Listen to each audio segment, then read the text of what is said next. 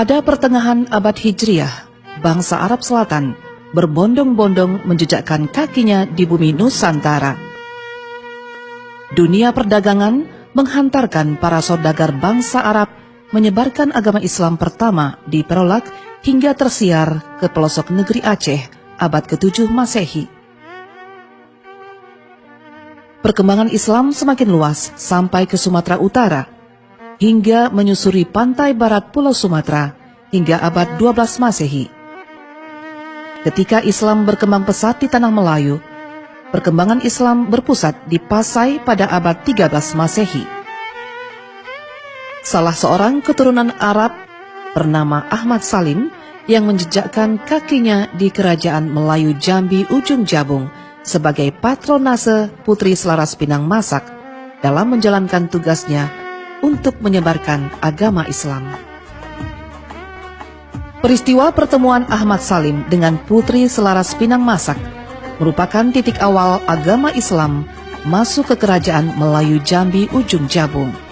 Dengan izin dan hidayah Allah, Ahmad Salim mengislamkan Putri Selaras Pinang Masak.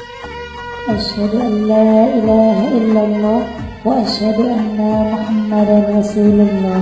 Lalu menikah dan dikaruniai 4 orang anak, yaitu Rangkayo Pingai, Rangkayo Hitam, Rangkayo Kedataran, dan Rangkayo Gemuk.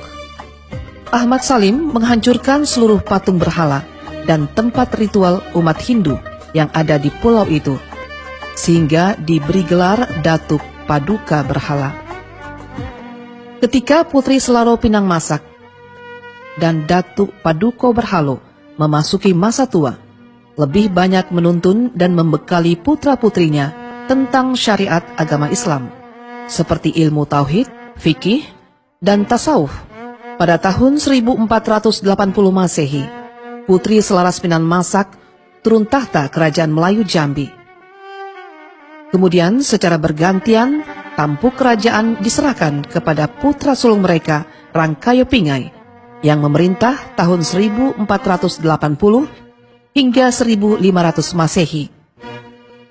Rangkayo Kedataran tahun 1490 Masehi dan Rangkayo Hitam melanjutkan pemerintahan Kerajaan Melayu Jambi pada tahun 1500 hingga 1515 Masehi. Dimulai dari mengislamkan para saudara sepupunya dari keturunan ibunya Pagaruyung yang dinobatkan sebagai Sunan Muara Pijauan, Sunan Kembang Seri, dan Sunan Pulau Johor. Orang Kayo Hitamlah yang mengislamkan rakyat Jambi. Pada masa pemerintahan orang Kayo Hitam yang tegas, berani dan bertanggung jawab, berhasil meletakkan dasar hukum pemerintahan Kerajaan Melayu dengan ajaran Islam. Dikenal dengan istilah atau kiasan, pepatah atau simbol, adat bersendi syarak dan syarak bersendi kitabullah, yang berlandaskan Al-Quran dan hadis. Untuk menegakkan syariat Islam di Tanah Melayu Jambi, orang Kayu Hitam menghentikan upeti paksaan pacet dan kalong yang dikirim ke Kerajaan Mataram.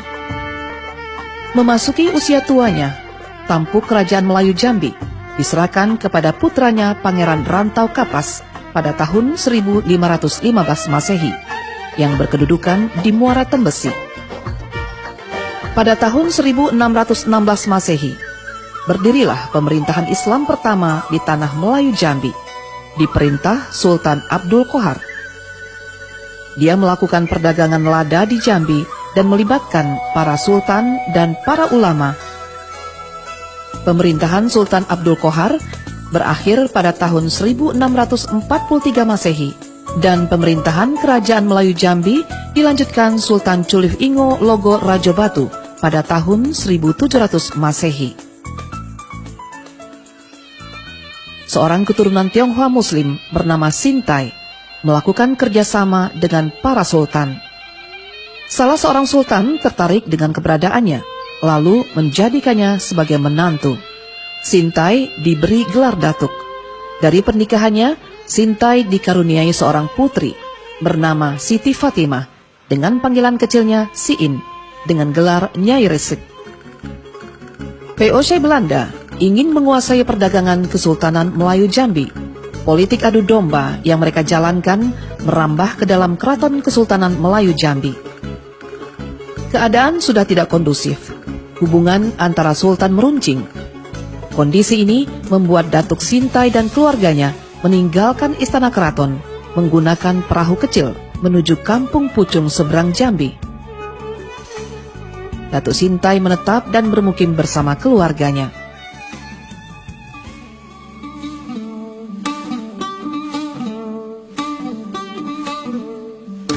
Di Kampung Pucung, Datuk Sintai banyak menjalankan aktivitas berdakwah.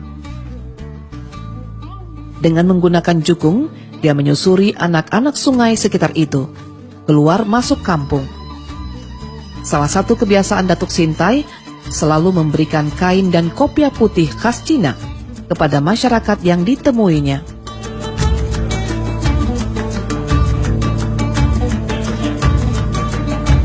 Kehadiran Datuk Sintai di Kampung Pucung seberang Jambi pada tahun 1708 Masehi dikenal sebagai Kampung Pacinan.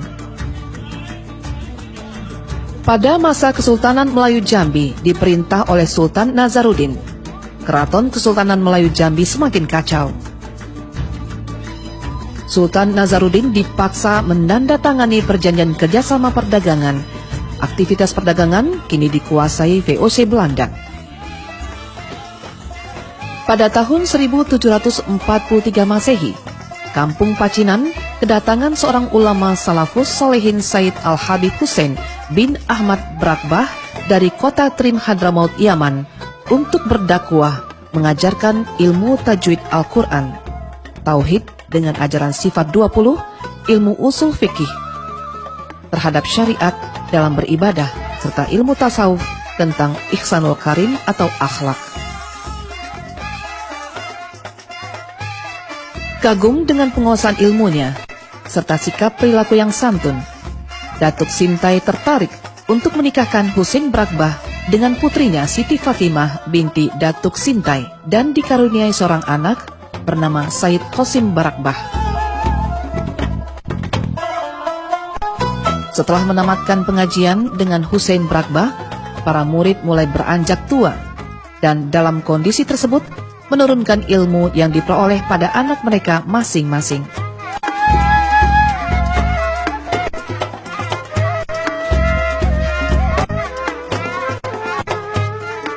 Akhir dari perjalanan dakwah, para murid dari Brakbah satu persatu wafat.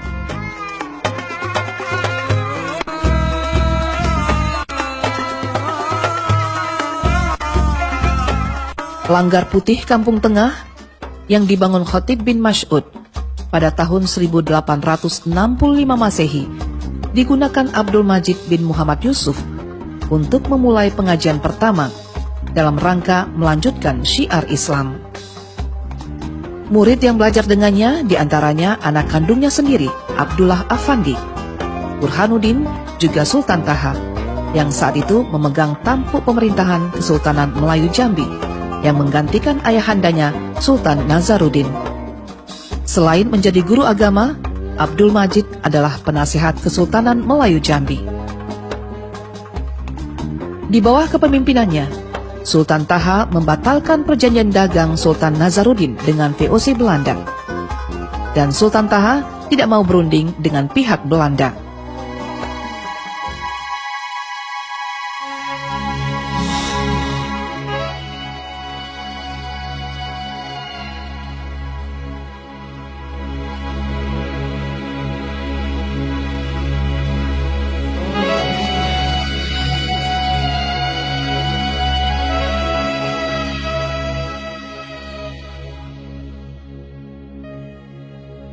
Belanda terus memburu dan menteror tempat pengajian Abdul Majid, sehingga pengajian dipindahkan ke dalam hutan dan berlangsung selama 2 tahun.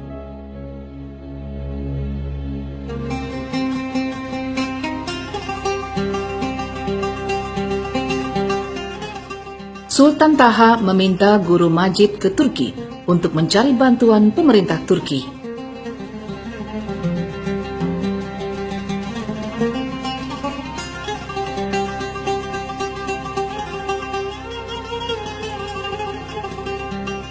Abdul Majid dan rombongan sampai di Turki. Sayangnya, Turki tidak dapat membantu karena sedang berperang dengan Eropa. Dan para utusan kembali ke Jambi, kecuali Abdul Majid yang menuju Mekah memperdalam ilmu agama Islam.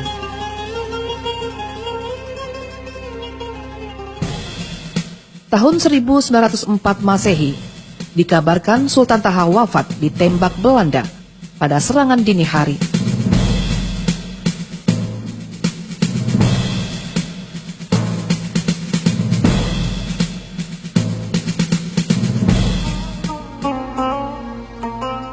Setelah menamatkan pelajarannya, Abdul Majid mengajar di Mekah, Madinah, Turki, dan Baghdad. 4 tahun kemudian, Guru Majid memanggil muridnya untuk belajar di Madrasah Salatiyah Mekah. Di antara murid yang berangkat adalah Ibrahim Abdul Majid, Kemas Muhammad Saleh, Abdul Samad Ibrahim, Ahmad Abdul Syakur, dan Kemas Saleh Muhammad. Kemudian disusul oleh Usman bin Haji Ali dan Said Alwi bin Ahmad Sihab. Mereka menyelesaikan pendidikan pada tahun 1331 Hijriah atau 1912 Masehi. Mereka pulang ke Jambi dan menjalankan amanah dari Guru Majid untuk merintis pendidikan Islam di Jambi. Melalui musyawarah di rumah Kemas Saleh dan Ibrahim Majid, pada hari Rabu bulan Syafar tahun 1912 Masehi,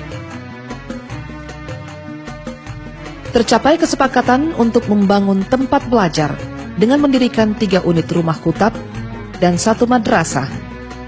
Rumah kutab Al-Jauharen didirikan oleh Tuan Guru Haji Usman Ali. Rumah kutab Saadatul Daren didirikan oleh Kiai Haji Ahmad bin Abdul Syakur. Abdul Syakur dikenal dengan Guru Gemuk atau Guru Tomok. Rumah Kutab Nurul Islam didirikan oleh Tuan Guru Haji Kemas Muhammad Saleh bin Haji Kemas Muhammad Yasir. Madrasah Nurul Iman didirikan oleh Tuan Guru Haji Ibrahim Abdul Majid. Pendidikan Islam di Jambi berada di bawah panji Kerukunan Samaratul Insan untuk mencetak ulama yang berkualitas. Kerukunan Samaratul Insan didirikan oleh alumni Al-Madrasah Salatiyah Mekah. Nama-nama alumni: Haji Abdul Somad bin Haji Ibrahim Arif sebagai Hop Penghulu Negeri Jambi, Haji Ibrahim bin Haji Abdul Majid, Haji Ahmad bin Abdul Syakur, Haji Usman bin Haji Ali, Kemas Haji Muhammad Saleh bin Kemas Haji Muhammad Yasir, Haji Said Alwi bin Ahmad Sihab. Al-Jauharen didirikan pada tahun 1927, yang sebelumnya bertempat di Sungai Asam, Kota Jambi pada tahun 1305 Hijriah. Pada tahun 1927 tersebut, dipindahkan ke Kelurahan Tanjung Johor, Kecamatan Pelayangan, Kota Jambi. Tokoh yang berperan besar dalam pendirian Madrasah Al-Jauharen dan tokoh-tokoh yang kemudian terus melanjutkan aktivitas Al-Jauharen.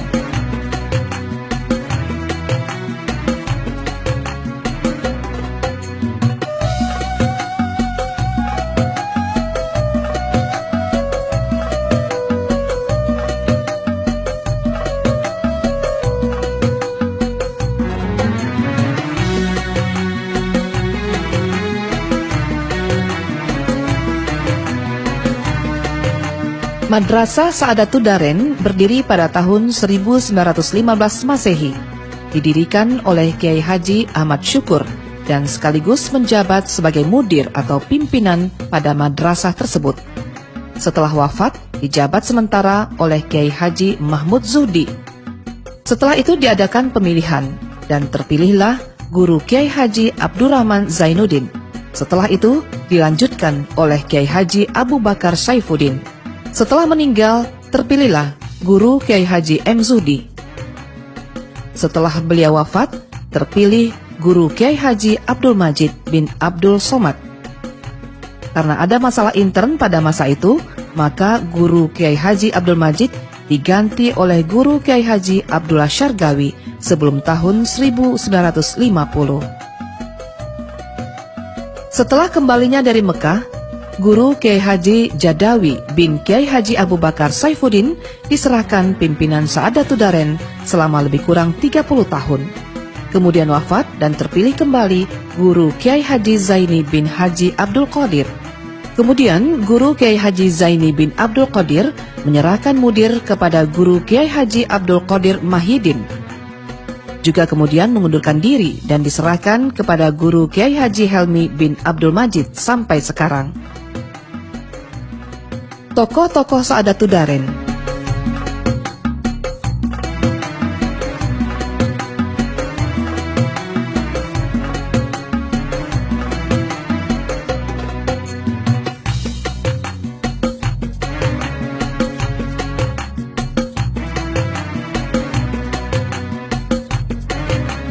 Rumah Kutab Nurul Islam yang didirikan di Kampung Tanjung Pasir dipimpin Tuan Guru Haji Kemas Muhammad Saleh bin Haji Kemas Muhammad Yasin. Tokoh yang berperan dalam pendirian Rumah Kutab Nurul Islam adalah Guru Haji Ismail, Guru Kiai Haji Kemas Abdul Somad, Guru Haji Abdul Roni, Guru Haji Sulaiman, Guru Haji Abdul Rahman, Guru Haji Ishak bin Haji Ismail, Dr. Andes Haji Abdullah Umar. Madrasah Nurul Iman di Kampung Ulu Gedong yang didirikan dan dipimpin oleh Tuan Guru Haji Ibrahim Abdul Majid. Tokoh yang berperan dalam mendirikan Madrasah Nurul Iman di Kampung Ulu adalah Guru Kiai Haji Abu Bakar Ashari, Kiai Haji Syekh Muhammad Bukhari, Kiai Haji Abdul Badir Ibrahim. Sebelum diangkat menjadi mudir Nurul Iman, ditunjuk sebagai Raisal Mu'alimin. Kiai Haji Abdul Samad Muhi, Profesor Dr. Kiai Haji Sulaiman Abdullah, Haji Fakhruddin Rozi bin Haji M. Jafar, Dr. Andes Haji Kalimuddin Syam. Perkembangan yang begitu pesat pada tahun 1950 Masehi, Kiai Haji Abdul Qadir Ibrahim mengembangkan pembaruan di bidang pendidikan Islam dengan mengubah metode pendidikan Islam secara seimbang antara kebutuhan ukrawiyah dan kepentingan duniawiyah.